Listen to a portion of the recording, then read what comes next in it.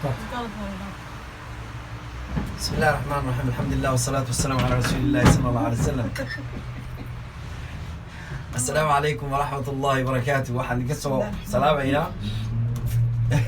عبد السلام واحد يكسو سلام يا إن شاء الله تعالى مقالة اسطنبول وليبقى أن ودونها إن شاء الله تعالى ماشان أكتينا وحوي ومساجد كي مسجد محاكو الأداي أبو أيوب الأنصاري. أبو أيوب الأنصاري marka aan nimikadib ayaa waxa weeye meeshana loogu talagalay in aanu korka aanu maxaan ku leedahay soo marro oo kor aan soo saaro. Abu Ayyub al-Ansari radiyallahu ta'ala anhu saad ogtihiina waxa waa saxaabigii nabigeena subhan salawaatu rabbi wa salaamu alayhi markuu Madiina yimi ay nin walba oo saxaabiya uu rabay in uu maxaan ku leedahay nabiga alayhi salaatu salaam uu marti galiyo waa ninku ku soo degay alayhi salaatu salaam وأنا الله سبحانه وتعالى وحوي سبحانه صلوات ربي وسلام عليه مركي أي نوم والبؤسوجي يويري حشيد ماشي أي فريسته دعوها ويري فإنها مأمورة إلهي بأمري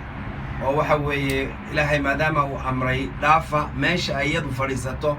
أما أيده ركبت هذا أيده إن شاء الله تعالى أنه مسجد كردسينا والله سبحانه وتعالى وحوي مسجد قباء halkaasna markaas waxa weey waa Abu Ayyub al-Ansari aad u jeedaan masaaj waa qabrigiisii saxaabiga aad ogtihiin nabigeena subhan salawaatu rabbi wa salaamu alayhi ugu da'weynaa way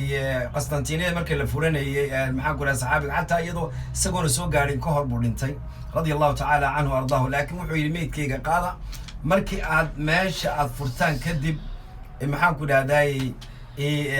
idiga oo qabrigayga halkaas dhiga marka waa saxaabigii baan maanta alxamdulillah ilaahay baa fadliga iskale aan soo booqanay oo aanu nimi marka insha Allah ta'ala waa ku kaas waxaan arkayaa wadaad meesh saray iyo waa ka cabsatay diinadan arkaysan waxa weey waa Istanbul ma sha Allah waqti salaadii duhurna waa gaadhay qaburahan aad u jeedaan qabriyadan aad u jeedaan waxa la yiri waxa loogu talagalay dadkii si ay maxaan ku raad sharaf iyo maxaan ku raadaa iyo ay ka ducaystaan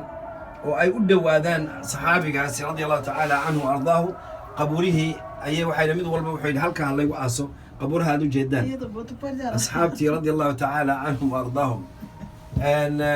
baashana aad arkaysaan waa maxaan ku raaday wayna gaarsiinaysaa ilaahay xaq hoose nageynaysaa waana alxamdulillah ilaahay ba fadliga iskale maanta ilaahayna waafajiyay inaanu nimaadno